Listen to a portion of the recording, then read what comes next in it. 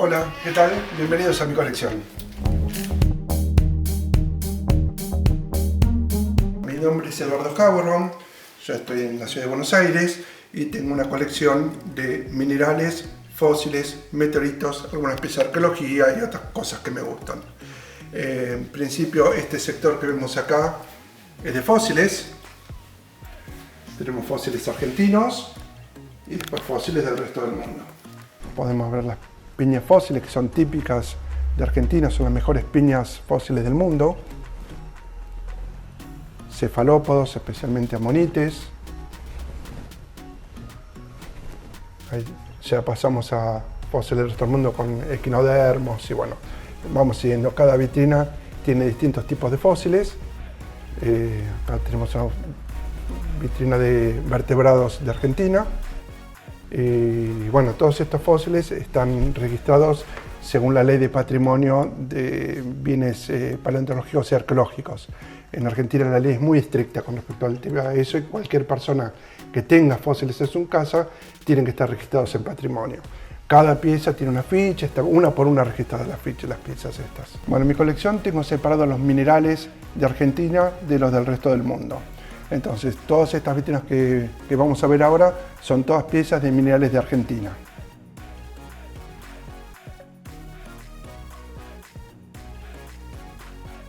Bueno, esto, Eduardo, ¿qué sería? Estas tenemos todas ágatas y calcedonias de Argentina. Generalmente, para poder ver la belleza de estas piezas hay que cortarlas y pulirlas. Mi colección se basa principalmente en cristales, pero en este caso no. Si uno ve la pieza de afuera, no dice absolutamente nada. Entonces hay que ver cómo es adentro, hacer un corte, un pulido, y se puede ver todos estos colores fantásticos. Acá sí podemos ver cuarzos, estos cuarzos y otros silicatos. Todas estas piezas sí, en su mayoría vemos que son cristales y rara vez uno las corta para ver cómo son adentro. Bueno, esta es la rodocrosita, es el mineral argentino. Es un carbonato de manganeso. Pero aunque muchas personas dicen que bueno, es Argentina y solo hay acá, en realidad hay muchos lugares del mundo y ahora les voy a mostrar algunas otras rodocrositas de otros lugares. Acá tenemos rodocrositas de más de 10 países distintos. La diferencia es que en general en los otros países suele haber cristales distintos de lo que tenemos nosotros, que es la rodocrosita bandeada, que se usa mucho para lapidación. Aparecen en poca cantidad, piezas muy lindas, pero en poca cantidad, y acá aparecen de a toneladas que se puede usar para joyería. Bueno, todas las vitrinas las tengo organizadas de acuerdo a la clasificación de Strunz. Entonces, bueno, el grupo más amplio es el de los silicatos. Todas estas vitrinas, desde acá hasta el fondo, son todos silicatos. Esto, aunque tiene un color parecido a la rodocrosita, no es rodocrosita. Son unas piezas que se encontraron recientemente de cuarzo de color rosado. Algunos le dicen amatista rosa porque lo que tiñe este cuarzo es el hierro, al igual que la amatista, pero todavía estamos en discusión con el tema ese. Eduardo, ¿cómo comenzaste a coleccionar? ¿Cómo entraste en este mundo de coleccionismo de minerales? Bueno, yo era un joven, más o menos a los 12 años de edad. Bueno, ya de chico iba a la plaza, juntaba piedritas, íbamos de vacaciones, juntaba piedritas. Eso era juntar piedritas, no era coleccionar. Cuando tenía 12 años fui con mis padres a Estados Unidos y ahí nos encontramos con un amigo de mi papá que colecciona minerales, colecciona justamente micromons, y además iba a ferias locales a vender minerales. Ahí vi unos caracoles fósiles, que algunos eran gasterópodos, otros eran amonites, que yo no tenía la más mínima idea que existían, y a mí me gustaban los caracoles también, entonces fue una novedad para mí y él me regaló no solo esos fósiles, sino también algunos minerales. Y bueno, así empecé.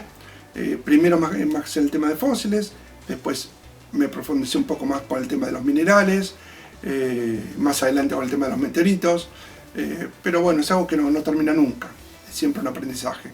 Eduardo, ¿cuál es la pieza más complicada que te ha costado durante todos estos años en tu colección?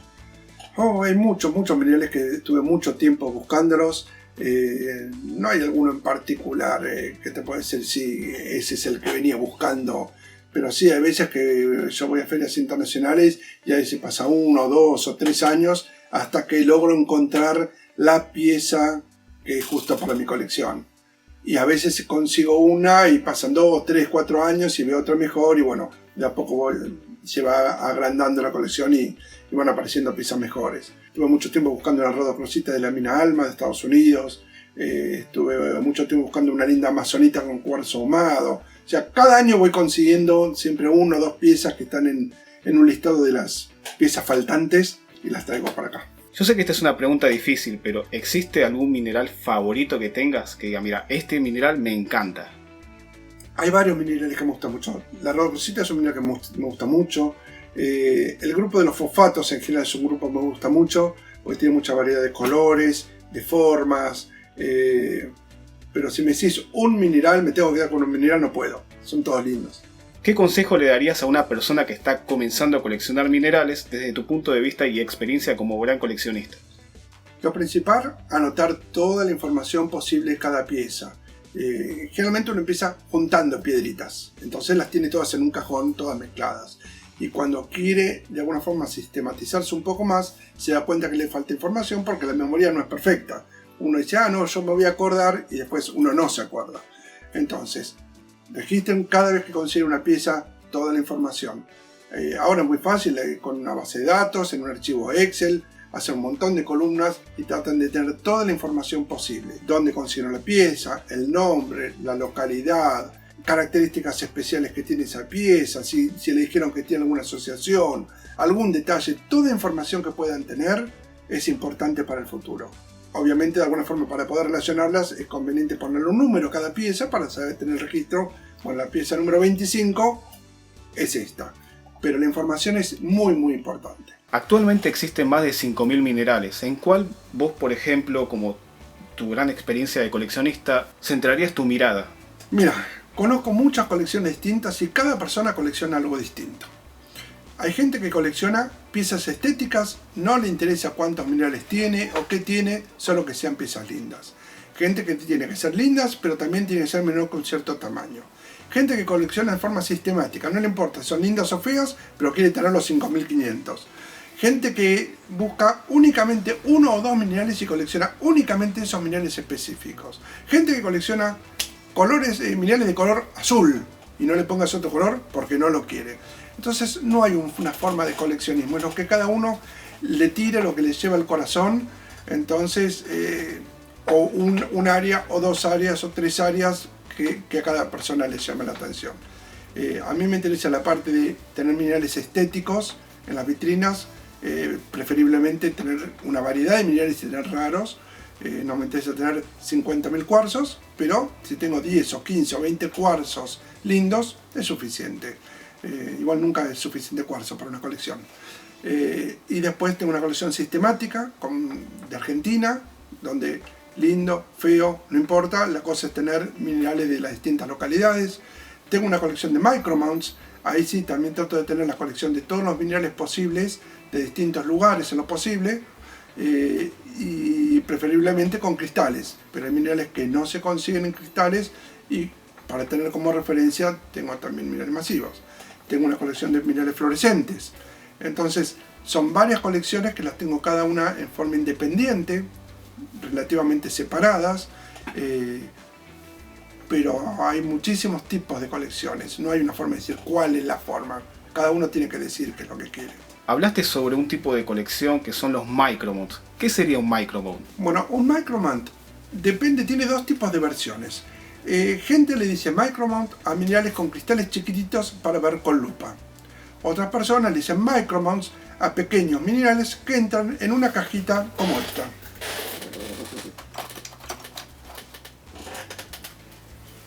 Esto es un micromount, esta es la caja típica de micromount americana. Entonces, los europeos tienen una cajita que es un poquito más grande que esta, pero no mucho. Generalmente los cristales, cuando tienen cristales, son muy pequeños y para poder verlos se usa una lupa binocular como la que está acá.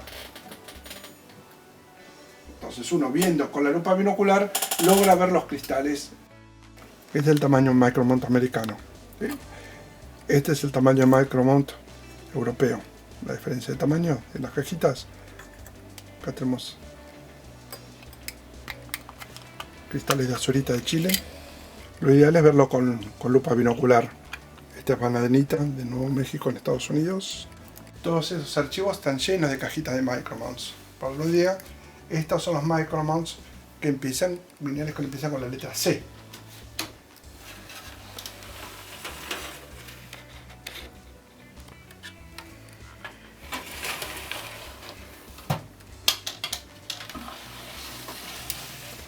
En la colección esta tengo alrededor de 20.000 micromounts. Unas 2.500 especies distintas. Los micromounts no los tengo separados en forma sistemática por grupo de Strunz, sino los tengo en forma alfabética. Hay muchos minerales que en realidad no pertenecen a un grupo, es muy difícil saber a qué grupo pertenece, porque sulfato, carbonato, y tienen mezclas, y eso se ve mucho en los minerales raros, de los cuales solo hay muestras chiquititas, por eso en una colección normal no se ve tanto. ¿Qué ventajas tienen los micromounts? Primero, no ocupa mucho lugar. Uno puede tener en una pequeña estantería, en una pequeña caja, puede tener miles de micromounts. Los cristales suelen ser más lindos, porque los pequeños cristales suelen tener más belleza que los grandes. Y otra desventaja es el precio. Obviamente una pieza chiquitita de 1 centímetro, aunque tenga unos excelentes cristales, es mucho más barata que una grande. Y lo que se hace muchísimas veces esto es un canje. Uno consigue una pieza grande, la parte, con lo cual uno tiene mucha diversión, la monta en cajitas y después la canjea. Entonces capaz que uno invierte una pequeña cantidad de dinero y obtiene 10, 15, 20 micromounts que puede canjearlos con otra persona. Además de los micromounts, en la colección de minerales grandes tendré unos 2.000 especímenes. La colección de fósiles serán unas 1.500, 2.000 piezas. Además, la colección de meteoritos tiene unas 450 piezas, entre meteoritos, impactitas y similares. Unas 400 piezas de arqueología. Y bueno, más o menos eso es la colección.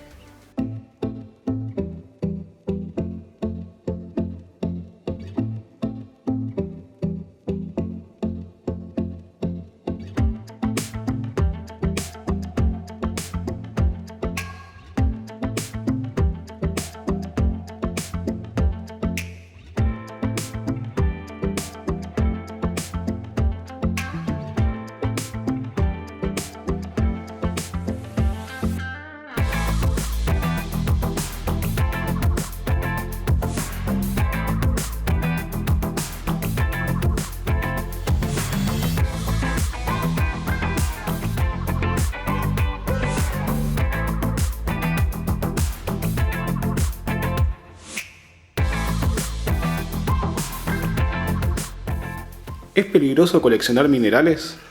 No, en general no. Hay algunos minerales en los que hay que tener un poco de precaución porque es una roca que tiene distintos componentes. En algunos casos tenemos minerales que son tóxicos, entonces uno no los tiene que chupar o no los tiene que comer o tiene que tener ciertas precauciones. En otros casos tenemos minerales radioactivos, los cuales no hay que tocarlos, los cuales depende de cuán radioactivo es, hay que conservar una cierta distancia. Acá en estas vitrinas que tenemos fosfatos, arseniatos y baratos, hay algunos minerales radioactivos, como por ejemplo acá tenemos una saleíta. Y acá arriba tenemos dos muestras, una de autunita y otra de torbernita. Ambas son bastante radioactivas. Vamos a hacer una prueba de radioactividad.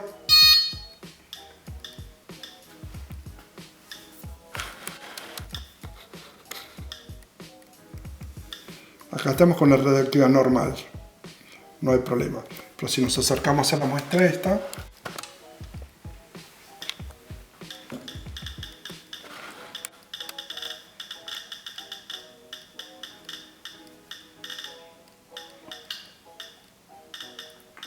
sabemos que tarda más o menos 1 minuto ahí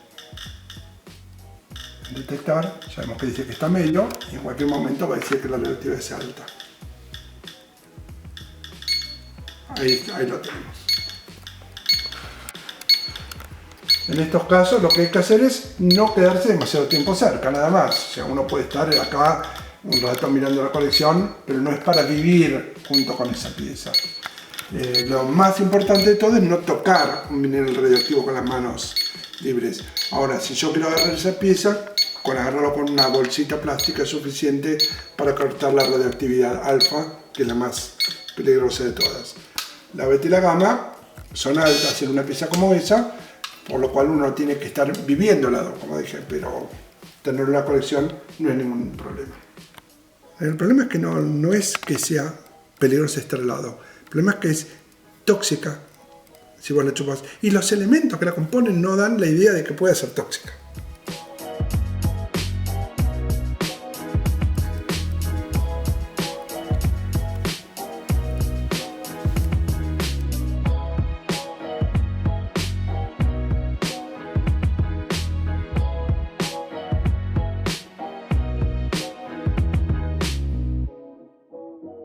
Bueno, esto lo tengo acá como un museo privado.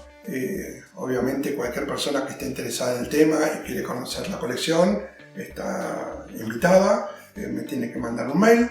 Mi mail es info@mineralesyfósiles.com.ar y ahí arreglamos algún día, horario y vienen, así de fácil.